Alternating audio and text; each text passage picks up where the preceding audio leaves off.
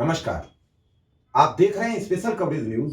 मैं हूं आपके साथ शिव कुमार मिश्रा। हम खास मुलाकात में कुछ ऐसे मेहमानों से आपको रूबरू कराते हैं जिनकी जिंदगी में कुछ ऐसे कारनामे होते हैं जो आप सबके सामने आने चाहिए। हमारे ऐसे ही एक आज खास मेहमान हैं किरण सखी। आपका स्वागत और अभिनंदन। नमस्कार।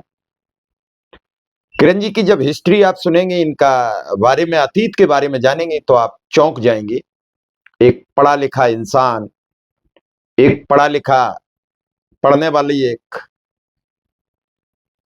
इंसान किस तरीके से इस समाज के कुरीतियों के चलते और समाज में एक किन्नर होने के नाते एक ऐसी अनुभूति नहीं मिली जो समाज में जीने का एक हक मिलता। पढ़ाई लिखाई सब व्यर्थ चली गई। एक अच्छी आईटी कंपनी में, जो मल्टीनेशनल कंपनी थी, उसमें जॉब था। साथी लोग मजाक बनाते थे, वहां से भी रिजाइन देना पड़ा। कुछ बंदिशें थी। फिर न्यूज चैनल में आजमाइश की, वहां भी विफलता ही हाथ नजर आई। और फिर एक ही रास्ता बचा था कि किन्नर समाज को स्वीकार कर लिया जाए अगर जिंदगी आगे जीनी है। मजबूरन 2006 में घर छोड़ा और एक नए पड़ाव की नई यात्रा पर निकल पड़ी। और आज बस में लाल बत्तियों पर खड़े होकर लोगों को दुआ देना, उनसे अपने पेट भरने के लिए कुछ चंद बख्शीश लेना, ये रोज का सगल बन गया। कैसे एक पढ़े लिखे इंसान की जिंदगी को एक चिराग आता है और जलाकर राख कर देता है, और फिर सब कुछ स्याह काला हो जाता है। क्या सपने थे? घर था, परिवार था, मां थी, बाप थे, भाई थे, सबके सपने थे। सब सपने चकनाचूर हो गए और फिर एक नई यात्रा, नया पड़ाव। इस नई जिंदगी की शुभकामनाएं। नव वर्ष है, आपको मेरी बधाई, शुभकामनाएं। शुक्रिया, आपको भी नव वर्ष की शुभकामनाएं। इस नई जिंदगी का किस पहलू से बात करूं समझ नहीं आ रहा है, कहां से शुरू करूं, क्योंकि जिंदगी जब एक गुत्थी में उलझ जाती है तो फिर समझ नहीं आता कहां से शुरू करूं। शुरुआत करूंगा कैसे घर छोड़ के, कितनी तकलीफ दे वो वक्त रहा होगा जब सब घर छूट रहा होगा। एक तरफ मां खड़ी होगी, पिता खड़ा होगा, भाई खड़ा होगा, और घर से वो अलहदा होने का वो वक्त होगा। सन 2006 की बात है। मैं बेंगलोर में आईटी कंपनी में जॉब करी थी as a ED executive director. तो मैंने अपना जेंडर ओपन किया था, ओपनली सोसाइटी को किया था कि दब दब के और नहीं जिया जा रहा था मेरे से, कि जबरदस्ती में एज अ मेल या एज अ फीमेल नहीं रहना चाहती थी। मैं अपने ओरिजिनल जेंडर में रहना चाहती थी। When I open my gender in 2006, तो घर में मैंने बहुत स्लोली बताना शुरू किया कि एकदम मैंने शौक नहीं दिया घर में कि मैं किन्नर हूँ या मुझे ऐसे नहीं जीना। बहुत आहिस्ता-आहिस्ता पेरेंट्स को कन्विंस करने की कोशिश की। ऑफिस में तो बात नहीं बनी, बाद में घर पे भी बात नहीं बनी। मुझे फिजिकली जो मैंने घर छोड़ा था वो 2006 में छोड़ा था। उसके बाद 2014 तक कभी-कभार मदर से मेरी बात, मम्मी से बात होती थी फ़ोन पे, बट बहुत रेयर। जैसे डेली होती थी जब मैं घर से बाहर थी। 2014 के बाद बिल्कुल बात होना बंद हो गया। नंबर्स चेंज हो गए मेरी वजह से, घर के फ़ोन नंबर्स चेंज हो गए, कोई कॉन्टैक्ट भी नहीं रहा।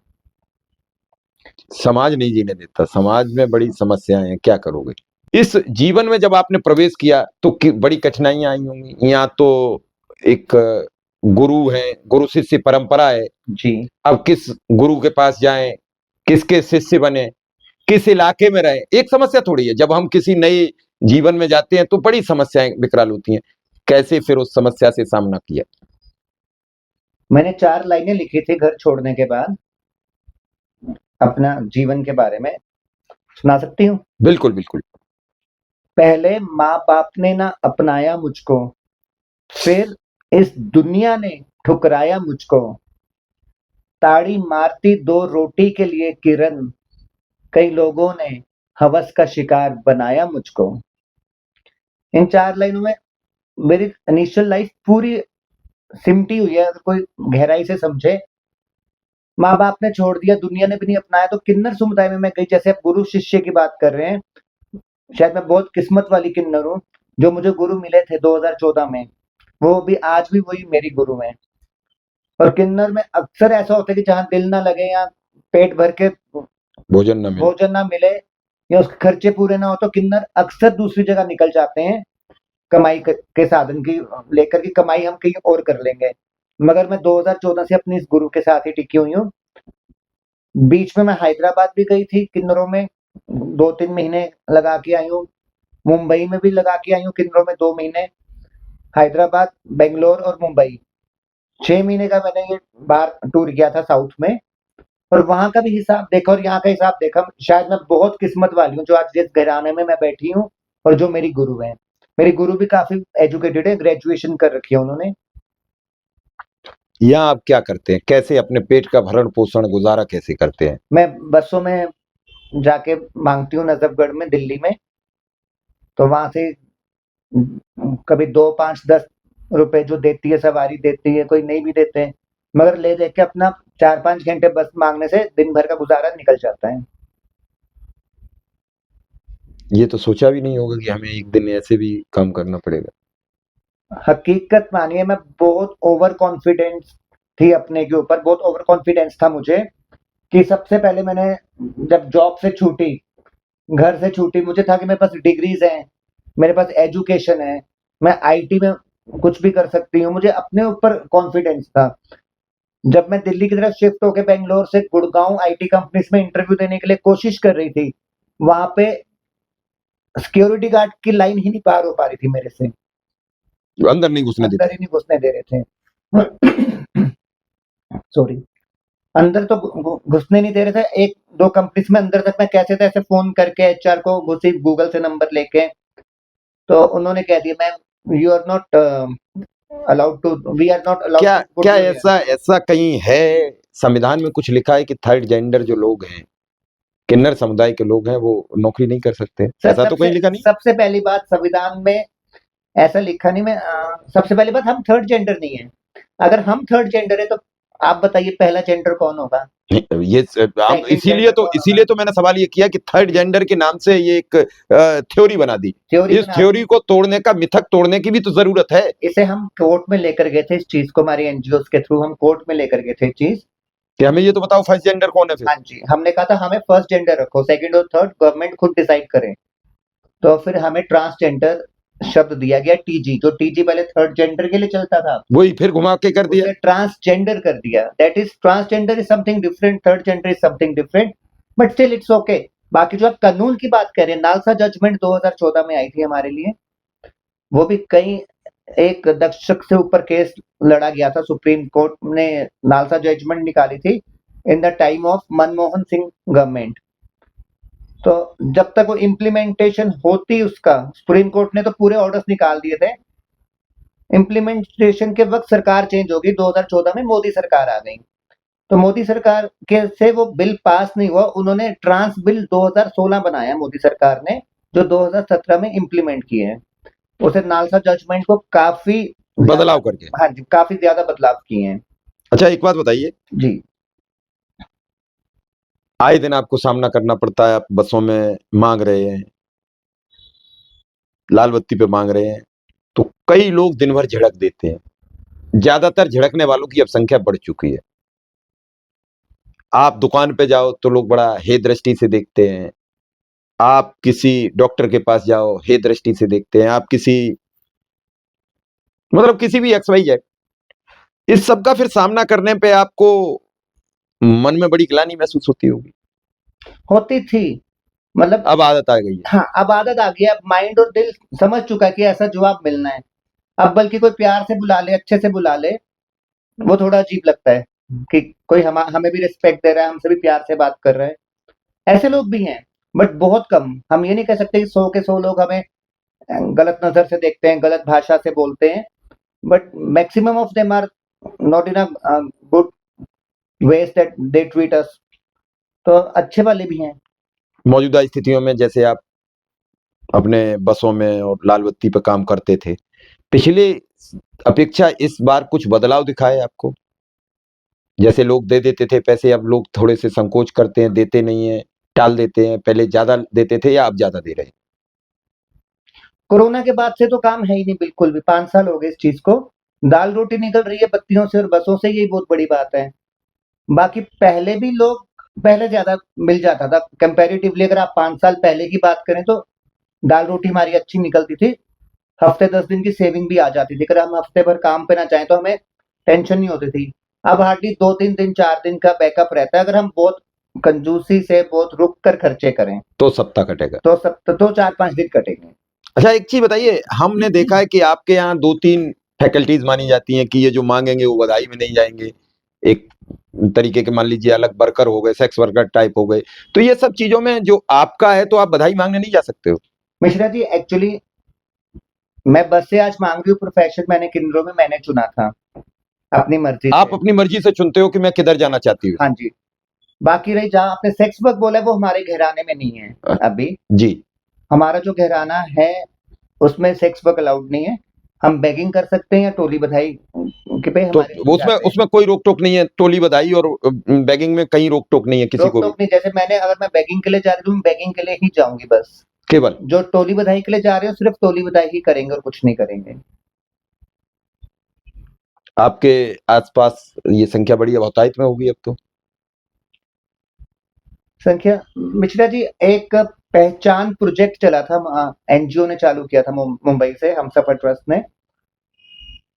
उसमें पहचान में था कि आप अपनी पहचान, घर से बाहर हो, अपनी पहचान, अपनी आइडेंटिटी पे प्राइड करो, अपना आइडेंटिटी पे गर्व करो, छुप के ना रहो, क्योंकि सुसाइडल केसेस बहुत बढ़ रहे थे। जो घर में जबरदस्ती लड़का बन के रह रहे हैं या लड़की बन के रह रहे घर में, बचपन से लेके लोग पड़ोसी वही सोच रहे थे ये तो लड़का था, असली में वो किन्नर था। तो घर से नहीं निकल पा रहे, उनका सुसाइडल केसेस बढ़ रहे थे। उसके बाद शादियां टूट रही थी, डिवोर्स हो रहे थे। तो ये पहचान प्रोजेक्ट चालू किया गया था हमसफर ट्रस्ट ने। इस पहचान प्रोजेक्ट में पूरे इंडिया की, जो आप संख्या की बात कर रहे हैं, मैं उसका उत्तर दे रही हूँ।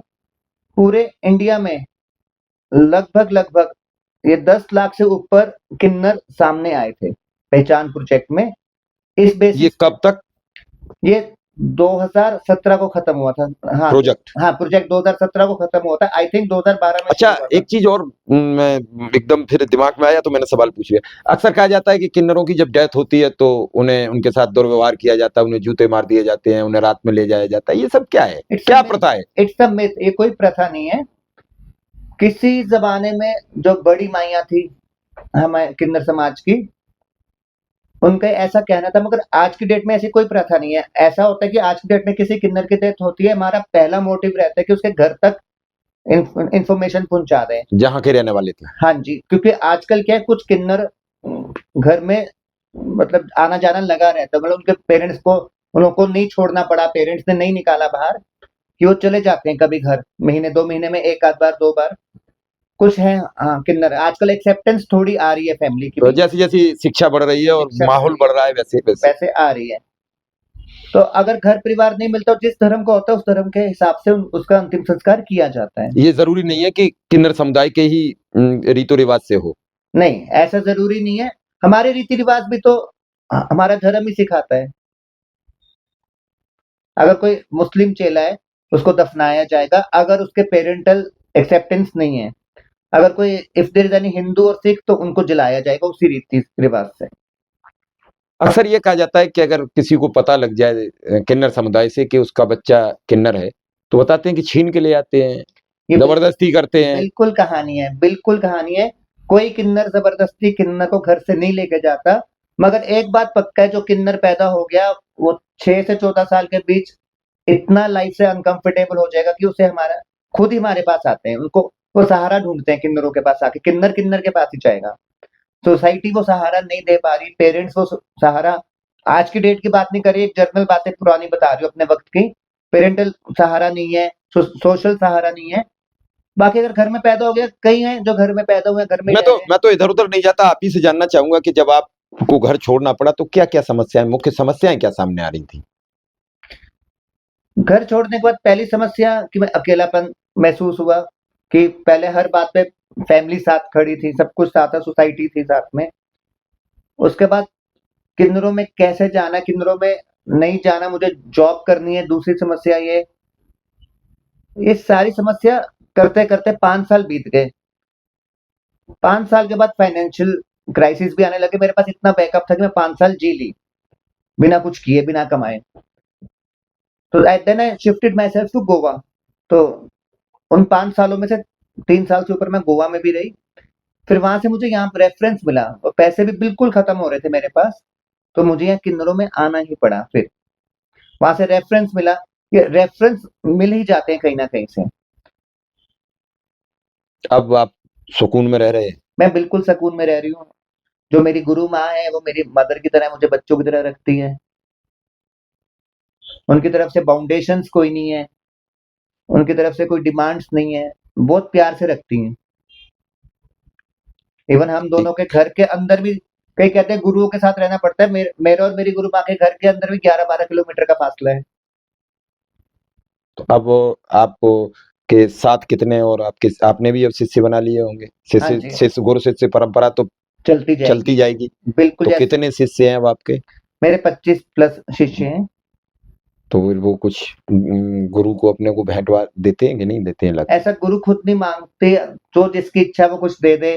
बाकी होली दिवाली हमारे में लेन-देन चलता है, वो भी इच्छा अनुसार हम अपने गुरु को ज़रूर देते हैं। लोग ये कहते हैं कि जब आप लोग मांगने निकलते हो, कोई कुछ नहीं देता, तो आप बददुआ भी दे देते हो। क्या ऐसा भी कभी बाकी आता है सामने? मेरे साथ कई बार ऐसा हुआ कि पूरी-पूरी बस माँग ली कि ₹2 भी नहीं मिले, हम्म। मगर मैंने तो ऐसी बद्दुआ दी नहीं। और मैंने अपने शिष्यों को भी, अपने चेलों को भी यही सिखा रखा है कि पैसा कोई गाड़ी वाला पैसा नहीं दे रहा या बस में कोई नहीं दे रहा तो गलत नहीं बोलना। First of all we should never lose our hope. हम सुबह काम पे जाते हैं, माथा टेक के जाते हैं बहुचरा माता के, जो किन्नरों की कुल देवी है बहुचरा माता। माथा टेक के जाते हैं तो अच्छी कमाई की दुआ करके जाते हैं, और ये भी बोलते हैं माता को कि जिसके सिर पे हाथ रखे अपनी शक्ति से हमारी दुआएं उसके लिए कबूल करवाना। तो बद्दुआ देने का मतलब वहां आ जाता है कई बार कि जब कुछ आपके ऊपर कोई हावी हो गया और आप कुछ नहीं कर पा रहे, एक प्रोटेक्शन के लिए ताड़ी मार ली, कुछ गलत बोल दिया, बट पैसे ना देने की वजह से बद्दुआएं ऐसे नहीं है, बसीस और लाइटों में नहीं है। कभी ऐसा वक्त आया कोई घटना देख के मन द्रवित हो गया हो, मन भावुक हो गया हो कि ऐसा नहीं होना चाहिए था, ये हो गया? मन में ये कभी फील आती है कि मेरे साथ ये क्या, कुदरत ने मेरे साथ इंसाफ नहीं किया? बल्कि मुझे पॉजिटिव फील आती है। मैं एक दिन में कम से कम 1000 जितनों को आशीर्वाद देती हूँ, जिसमें से 50% ऐसे लोग भी हैं, आप यकीन कीजिए, जो तंग है, अपनी वाइफ से तंग है, या वाइफ हस्बैंड से तंग है, या बच्चों से तंग है। 50% ऐसे हैं। रोज के मुझे ऐसे केसेस आते हैं, दीदी आप कुछ दुआ कर दो, दीदी आप कुछ कर दो, आप आपकी दुआएं लग जाएंगी, मेरा घर ठीक हो जाएगा। महीने का महीने का मतलब 1000 बंदे का अगर ऐसा सुनती हूँ ना, तो मुझे अंदर से महसूस होता है कि मैं तो बहुत अच्छी जिंदगी जी रही हूँ। कि आज की जो कोई रिलेशनशिप। ऐसी ख्वाहिश जो अब पूरी नहीं हो रही हो? हाँ, मेरे पास बच्चा होना चाहिए था अपना। एक बच्चा होता। आई हैव अडॉप्टेड सन। एक अडॉप्टेड है, वो अपनी माँ के साथ रहता है। सेकंड में मेरे पास आया था, ग्रेजुएशन भी हो गई उसकी। बट अपना होता एक बिल्कुल। तो वो बच्चा फिर अब आपके पास रहेगा? हाँ, मुझे मौसी कहता है। रहता अलग घर में अपनी माँ के साथ रहता है, बट वीकली आता है मेरे पास। 1-2 दिन रह के जाता है हर हफ्ते। सैटरडे को आ जाता है, मंडे को चले जाता है। बट चलता है उसके साथ भी। उसकी भी अब बड़ा हो गया, उसकी भी अपनी लाइफ है। ये आपको बस एक है कि एक बच्चा होता। हाँ, बस ये थोड़ा थोड़ा नहीं तो बहुत मलाल है, और ये हो भी नहीं पाएगा इस जन्म में। क्या कहना चाहेंगे कि क्या आदमी को जीने के तरीके क्या हैं? किस तरीके से भाई जब ये सब सामने आया होगा, तो उसके बाद जब घर छूटा होगा, परिवार छूटा होगा, तो वो वक्त ही अलग होगा। उस समय तो कुछ ये समझ में नहीं आ रहा होगा कि हमें करना क्या है। कई चीजें सामने थी। उस वक़्त एक ही चीज़ थी मेरे। मैंने कहा पेरेंट्स आज नहीं तो कल मान जाएँगे, जो मेरा मन कह रहा था उस वक़्त। तब एक ही चीज़ थी कि मुझे जॉब ढूँढनी है। और आईटी के लिए मैं बैंगलोर जाना नहीं चाह रही थी, कि वहाँ से ही निकली थी मैं। और मैं गुड़गाँव अभी एक आईटी हब था उस वक्त 2006 की बात, अच्छा हब था, मुझे गुड़गांव में भी एंट्रीज नहीं मिली कंपनियों में। फिर मैं तंग आ गई, फिर मैंने कई जगहों पे हाथ पैर मारे थे, हैदराबाद में भी आईटी कंपनीज में ट्राई किया था। फिर मैं गोवा शिफ्ट हो गई। फिर गोवा में फॉर्चुनेटली एक आईटी कंपनी मुझे मिली, मैं बहुत हैरान रही कि वहाँ आईटी कंपनी है। It was not an IT company, in fact it is kind of BPO. तो वहां पे उन्होंने 8 राउंड इंटरव्यूज लिए, तो मैं पास हो गई, तो मुझे फिर भी जॉब नहीं मिली वहां पे। समाज स्वीकार करे तभी तो। घर फिर कर घर परिवार छूटा, छूट गई ये दुनिया, कोई नहीं अपना, हर तरफ है तन्हाइयां। तो इस दौरान कई ऐसे मौके आए होंगे, लोगों ने ठगा होगा, लोगों ने दुर्व्यवहार किया होगा, लोगों ने। वो अक्सर होता रहता है, वो तो इस एज में भी होता रहता है। मतलब मैं 50 प्लस हो गई हूँ, तो 52 ईयर्स की हो गई हूँ मैं लास्ट मंथ। वो अभी भी लोग ऐसे कोशिशें में रहते हैं, ऐसे कमेंट्स आना, गलत व्यवहार करना, ऑफर्स देने सेक्स वर्क के, मतलब जैसे हम पहचान बनते ही मुश्किल हुआ इस दुनिया को समझाने को, मेरा शरीर शरीर है, कोई रात नहीं सराय बिताने को। दुनिया को नहीं समझा सकते कि हम सेक्स वर्क नहीं करते हैं। अब हर रोड साइड पे अगर कोई सेक्स वर्क कर भी रहा है, इट डजंट मीन अगर कोई लेडीज कर रही है तो हर लेडीज तो सेक्स वर्कर हो नहीं सकती। नहीं नहीं कोई किन्नर कर रहा है तो हर किन्नर तो सेक्स वर्कर हो नहीं सकता। नहीं। तो that was a very difficult time, मुझे इस लाइन में भी कुछ दिन के लिए जाना पड़ा था, but it was a most difficult time of my life at that time. बाकी मलाल कोई नहीं है, खुशी है, अपनी लाइफ जी रही हूँ मैं, जो असली जेंडर में उसमें जी रही हूँ। आपका पूरा प्रश्न का पूरा उत्तर, आपका जो प्रश्न था, अब जो आपने मुझसे पूछा है कि समाज में एक्सेप्टेंस के रिलेटेड आपने जो क्वेश्चन पूछा है, मिश्रा जी देखियो, एक्सेप्टेंस हम समाज से क्यों उपेक्षा रखें, हम क्यों समाज से उम्मीद रखें एक्सेप्टेंस की। सबसे पहली एक्सेप्टेंस कहाँ से आनी चाहिए? माँ बाप से। दूसरी एक्सेप्टेंस कहाँ से आना चाहिए? बाकी के फैमिली मेंबर से। तीसरी आनी चाहिए अपने पड़ोसियों से या रिश्तेदारों से। तो एक्सेप्टेंस का जब वो बीज ही नहीं कोई बो रहा, तो एक्सेप्टेंस का उम्मीद का पेड़ कहाँ से बड़ा होगा? बड़ी बात आपने कहा कि जब जहां से जन्म हुआ था वही लोग स्वीकार करने को राजी नहीं है, तो किसी और से उम्मीद क्या। बिल्कुल मिश्रा जी, कोई दिल पे हाथ रख के, जो जो सुन रहे हैं पॉडकास्ट, दिल पे हाथ रख के बोलिए कि किसी के घर में भगवान ना करे ऐसा हो कि किन्नर पैदा होता है, चलो उन्होंने रख भी लिया, कल को उसके घर में से जो बाहर जाता है, फॉर एग्जाम्पल उसकी माँ बाहर गई, गली वाले क्या बोलेंगे, देख हिजड़े की माँ जा रही, किन्नर की माँ जा रही। तो माँ पे क्या बीतेगी और बच्चे पे क्या नहीं, बीतेगी? अब तो समाज में बदला है, पहले तो शब्द ही हिजड़ा था ऑलरेडी, अब कम से कम किन्नर तक तो आया है मामला। किन्नर तक आया है, ये आटे में एक चुटकी लून डालने के बराबर आया है। क्यों नहीं गवर्नमेंट ने जो हमारे लिए स्कीम्स इंप्लीमेंट की हैं, क्यों नहीं वो समाज में प्रचार के तौर पे, गवर्नमेंट ने क्या क्या स्कीम्स को प्रचार के तौर पे नहीं फेमस किया, सोसाइटी में एक्सेप्टेंस नहीं दी। आज गवर्नमेंट ने पेपर पे कह दिया जी पूरा हक है किन्नरों का, साइन कर दिया जी, हो गया, मोहर लग गई, कानून बन गया। आपको क्या मालूम है अगर कोई लड़की के साथ बलात्कार करे तो कितने से कितने साल की जेल है, हम्म। और कोई किन्नर के साथ बलात्कार करे तो मैक्सिमम 2 साल की है, 6 महीने की ये भी हो ये सकती ये है। ये ऑलरेडी कानून में है। हाँ, ये ट्रांस बिल 2016 में है। तो क्या वो किन्नर मानव नहीं है, चाहे वो फीमेल है या मेल है वो अलग चीज है, लेकिन क्या वो। मैं आपको एक चीज और मजेदार बताती हूँ, आप तो पत्रकार हैं, आपको तो इन कानून, तो आपको टिप्स पे कई चीजें याद होंगी। जानवर के साथ भी सेक्स करने पे उम्र कैद है। नहीं, इसमें तो कोई दो राय है नहीं। तो किन्नर के लिए मैक्सिमम 2 इयर्स। मगर एक चीज बताती हूँ आपको किन्नर समुदाय की, हमारे में भी अच्छे बुरे हैं किन्नर। जो बुरे हैं उनकी बुराइयां तो लोग देख लेते हैं पूरे समाज में कि तुम, अब एक बस में कब वाक्य बताती हूँ मैं मिश्रा जी आपको। बस मांगते मांगते नजफगढ़ में एक जितना कहता कहता "आप बड़े बदतमीज हो"। आए दिन का काम ही। हाँ, तो मैंने उसके सिर पे हाथ रखा, मैंने कहा खुश है बाबू, मैं बिना कुछ बात किए आगे चली गई।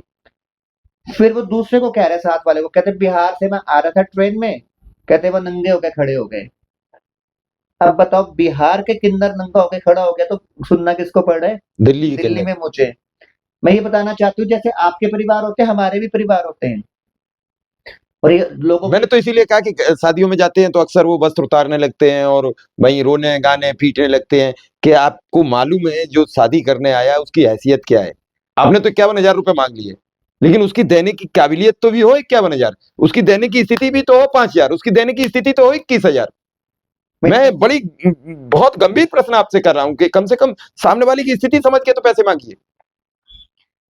मिश्रा जी, मैं कुछ जवाब देना चाहूंगी इस पे, अगर आपको ठीक लगे। नहीं नहीं, मैं तो खुल के बात कर रहा हूं, तो जवाब से क्या चिंता है हमें। हाँ, ये पॉडकास्ट ही चल रहा है, हम तो खुल के बात करेंगे। पहली बात, एक शादी वाले घर में मान लीजिए 5-7 किन्नर गए, एक बाजे वाला गया, एक हारमोनियम, दो तीन वैसे गए साथी, तो 10 जितने हो गए। आपने 11,000 दे दिए फॉर एग्जाम्पल, तो सबको 1,000 मिला, ठीक है। 5,000 दे दी तो 500 मिले, 500 मिले। आप ये सोचिए कि 365 दिन में से लगभग 200 दिन या उससे ज्यादा, 200 दिन मिनिमम कुछ नहीं मिल रहा है, खाली हाथ घर जाते हैं। टोली बधाई वाले हो तो उनको खर्चा निकालना है 365 दिन का। बाकी वो जिद जबरदस्ती इसलिए होती है कि वो एक फोर्समेंट होती है कि जितना मैक्सिमम मिल जाए उतना कमा ले। थर्डली, आप मुझे वो पॉइंट्स क्यों नहीं बताते जहां पे किन्नर 101 रुपए बधाई लेके आए हैं, नहीं बहुत जगह 51 रुपए लेके आया बधाई। अरे अपने पास से और 5 रुपए दे के आए कि इस लायक स्थिति है, तो जो या उन्होंने देखा कि बहुत ज्यादा ही गरीब है तो खुद भी उन्होंने उस लड़की को दे दिया कुछ नेक में, जो मिल गया वो दे दिया। नेकी में दे दिया।